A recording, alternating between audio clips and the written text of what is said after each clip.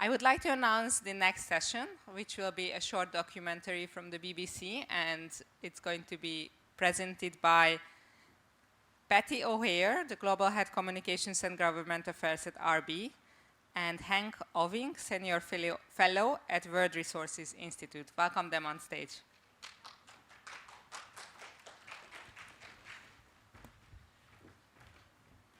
Thank you so much for that warm welcome. And we're going to be sharing an intimate chat with Hank here on the important subject of water. First, just a little bit of background about the importance of water. And I think probably, Hank, most people know that 71% of our planet is covered in water. And 75% of us as human beings is also made up of water. So water is really integral to not only the health of our planet, but also the health of us as human beings who inhabit this planet. But yet, there's only 0.5% of water that is fresh water, and we're depleting our access to fresh water at an alarming rate. So I wonder if my first question to you, Hank, is what's happening with the state of water, and why should we be worried about protecting our fresh water? Thanks, Patty, and it's great to be on this chat with you on water. Yes, we are in the midst of a freshwater crisis, and that is key and central to climate, and that's why we are here at the COP. We're losing freshwater at a rate unprecedented because we deplete our aquifers, the water in our ground, we pollute it. Our glaciers melt, our poles melt, so molecule-wise, we'll probably have the same amount around the world, but freshwater is going down, while demand on freshwater is only going up. That freshwater going down, that is for humans, our consumption, it's for energy, it's of course for food, slurping away 70, 80, 90% of that water. So while we have a goal of food security and eliminating hunger, that exact siloed goal is ensuring that we won't have fresh water available to actually reach that goal. Because we do not care for that freshwater availability, we just waste it in these food sectors. And for climate, in the relationship to biodiversity, freshwater-related carbon sinks and stores are in decline because of freshwater availability and quality. So we have more emissions because of the water crisis and therefore more climate change. And of course, last, climate change impacts are all water related, being them floods, being them droughts, being the wildfires, sea level rise. So water is core and central to this climate agenda. And then of course to health, as you say, we need it for food, we need it for living. Water quality, billions of people around the world lack access to safe drinking water. If we drink poorly managed water that is unsafe as grown-ups, you know, we can more or less deal with it. But when you're very small, when you're a baby, and you're affected by water with poor quality, your growth damage that is both physical as well as mental, there is no recovery in life. So you're set back forever. And we have still the largest amount of children dying from water with poor quality around the world. So yes, water is central to everything. 800 children each day die from water-related diseases like diarrhea. Can you imagine 800 per day? We just don't get that figure. And this is 2023. We're not talking about 1920 or 1848 or whatever. This is now. Over 2 billion people lack access to safe drinking water, over 3 to safe sanitation, and over 4 to hygiene facilities that are safe. Yeah. It's really hard to make really tough decisions around water. And when you think about malnutrition and stunting, some of the issues that you raise, how do you prioritize? Is it better that we secure water security, or is it better that we feed people? So it's a really tough discussion. How do you balance those two? Yeah, I think that is the amazing thing of water. It propels the rest. So focus on water security. It gives you all these opportunities for food, for energy, for health, for transitions in climate. So you could say, while on one hand it cuts across all those goals and ambitions that we have, it's also your baseline for innovations, for opportunities, for economic.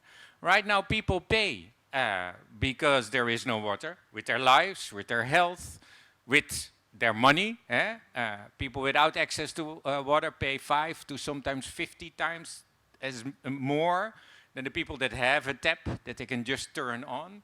So the value of water in our economy, and that's what we focus on with the Global Commission on the Economics of Water, as well as the value of water for anything climate, as well as our environment, is key. And the moment we put that front and center, we spur innovations, we create opportunities for private sector finance and governments at all levels. And it helps us drive that change that will also empower and ensure that there is food security, that there's energy security. But turning it around, we just lost our best bet to invest in. I always say water is a solution space. It brings us together, but it also helps catalyze those innovations that will get us on track. Talk to us a little bit about water. You talked about this red thread kind of across all of the SDGs. But I don't think people really realize that you've mentioned a little bit how important water is to health. But water is also critical to security, migration, food production. What is going to happen as we have changing water patterns and as we really search for quality fresh water to maintain ourselves? Yeah, right now, and because our freshwater decline and therefore freshwater availability linked to biodiversity decline and coupled with climate change and bad planning and deforestation, you see that while water was always perceived as a very local issue, it was run by a community, you need to figure out where your tap was or your borehole, you have to walk the wells, there's a river, there's pollution in the river that's coming upstream. That upstream might actually come from a different country or a different region. So you have to think about those systems that are interlinked across borders. So it's local, then if you have a little bit of more understanding, it becomes regional or transboundary, as we say. Right now, because of those emissions, because of evaporation, because of, on top of that, climate change, deforestation, we see atmospheric rivers, as we call them, so water being transported across the sky from continent to continent. So water escaped this idea that you can manage it on a local or a regional scale. We have to address it on the global scale. With the Global Commission on the Economics of Water, we say the water cycle, which has been impacted by human intervention, has to be seen as a global common good, something to address at that global scale, because right now we have water negatives in one that's creating massive water extremes in other places. And that impact has to be understood to be able to get to an alignment on how to invest in it, do different policies, and get the right projects on the ground. And I think few people really appreciate and understand conflict and migration and how water and water availability, or the lack thereof, is really driving migration, and there will be conflicts in our future based on water availability, because if you can't sustain, if you don't have access to water, you cannot grow food, therefore people will be migrating, therefore you'll find conflicts where people are fighting over access to water. And what does this mean to global security? Yeah, and I'm always a little bit careful here, because water insecurity will not cause a conflict. Because in a stable society, and not having water destabilizes that society, but you also need political mechanisms that actually create that conflict. We saw years of droughts in the Syria context, but the countries around Syria had that same drought. And this is where they had a different environment. In Jordan, we didn't see the same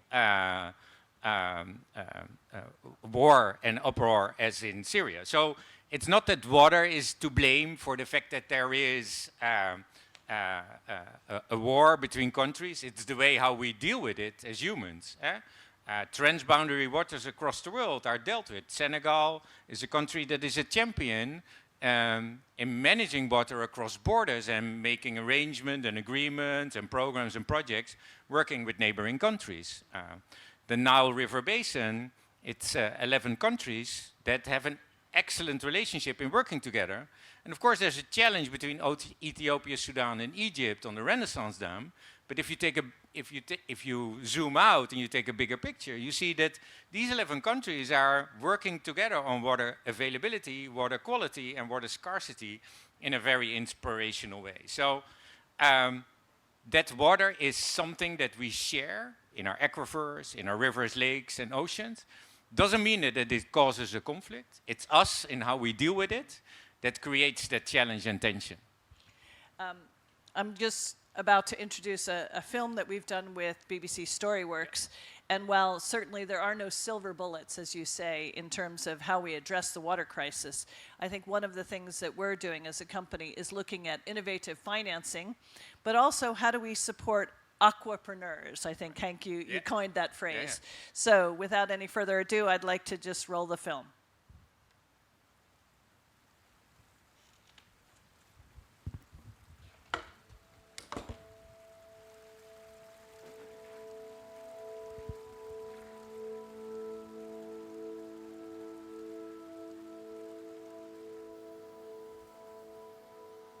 We're sitting outside on a regular day, and I'm seeing this boy walk up pushing a wheelbarrow, and he had 2 jerrycans.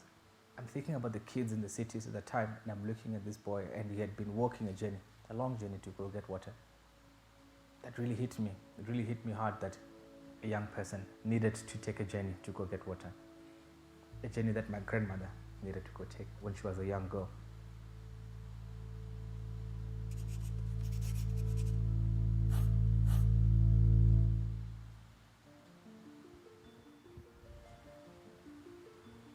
Due to climate change, we're seeing floods, we're seeing droughts, we're seeing different weather patterns, and these add stress to communities who already lack access to clean drinking water.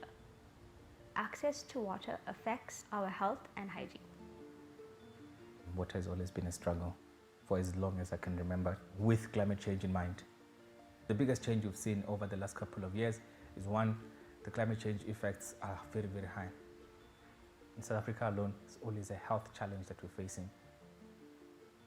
So I realized that maybe there's a role that I can play as someone from this community and see if we can solve this problem at a very local scale. Hello, welcome. My name is Mrandeni. I am a water scientist. Our filtration systems are made from locally sourced macadamia nut shells.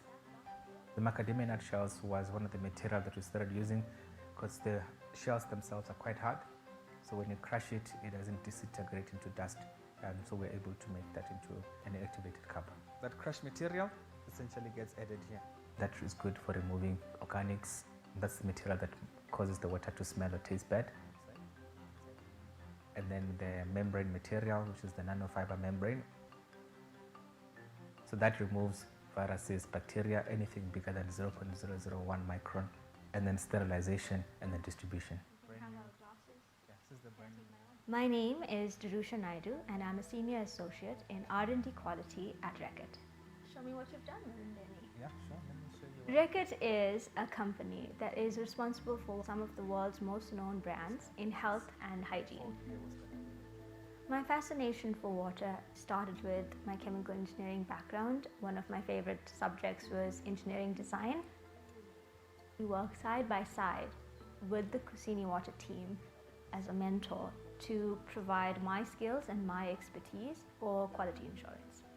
This is part of Reckitt's ambition to accelerate community-led social enterprises as a way to enable access to water.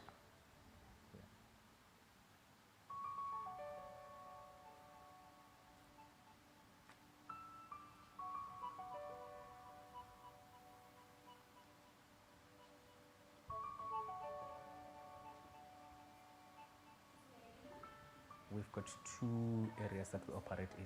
60% of all our sites are in schools, and then we've got community sites, all of them in low-income communities. Our water boxes collect groundwater or any other water source. It goes through our water box treatment system, and then it gets distributed to the pipes within the school as well as the bathrooms in the school. Recently, there's been an outbreak of cholera in the country, specifically Gauteng, where we can see a clear lack of adequate drinking water and contaminated systems in the area. Hi. How are you? My name is Mr. Slovo. Nice to meet you. I'm from Reckitt. It's about more than 10 schools that are benefiting from this process of Kusini. Yes. That's why I'm saying Morindeni is a God-sent person who came to assist us as community.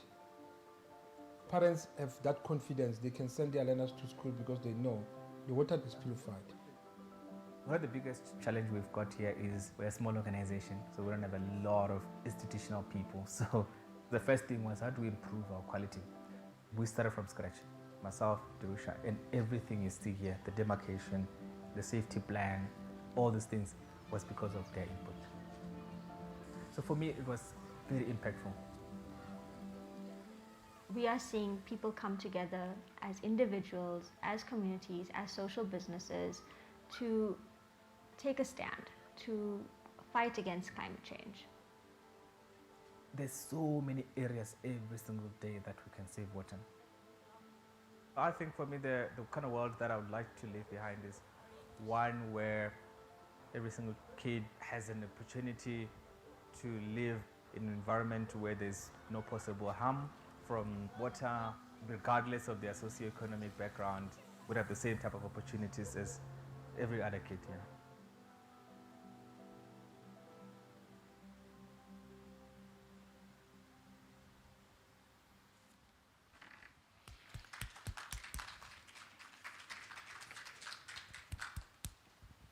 Hank, talk to me a little bit about how we can foster greater entrepreneurs like Cassini Water and how they can help us create environments where children have access to safe drinking water. Yeah, and it's, I think, perhaps the best question, because we see many of these innovations that need scale and replication. Many of these innovations do not fit within our policy structures, within our regulations. But the moment we free up our policy structures and regulations, lesser innovative concepts jump in and actually destroy that same water resource. Because the majority of our investment still increases climate change and make us more vulnerable. So safeguarding these safe spaces where these innovations can grow and become mainstream for how we address water security is going to be key, next to making sure that that whole level of investment is actually going to the things that we care for. So the way we measure impact is not single focused, but across sectors. It's not that we, like we had with food, if I have more food available, it's produce, but it's not solving the crisis that's behind solving food crisis. So we have to look at it far more holistically in that context from a policy perspective and regulations. But fostering this with the World Economic Forum and also with partners like Reckitt, we create opportunity spaces for innovations to come together, support and coach aquapreneurs with the World Economic Forum and help them scale, get connected to funding and finance opportunities, but also to governments to make sure that whatever happens there sets the bar on how policy could work. And out of that, creating an environment of where innovations could flourish. I think it's on all sides that we have to work. Capital moving to these markets, creating opportunities, not shying away. And I think water.org and waterequity.org, the NGO led by Gary White and Matt Damon, are doing the same. They've been working with water.org on all these innovations, securing water access for millions, but also realized how to get it at scale. And with waterequity.org, they're able now, with the millions that they get, to influence billions of investments. And this is these catalysts of investments built on top of these innovations, created in safe space where people also start to trust and understand. In the partnership with government, this is where magic can happen. And here at the COP, I think it's amazing to see that local governments have a formal place now at the COP, because the local governments can help spur these innovations that literally happen in the community and drive water security for the people that are at the forefront for water insecurity and climate impact. I think the most important thing as we wrap up this exciting conversation is that we start with valuing water. because water is life, water is health, and if we're not looking after water, I'm not really sure what kind of future we'll have. Hank, any last words? No, I couldn't agree more. And there's a scary part to this story. Water in decline, all the disasters, water insecurity driving climate change.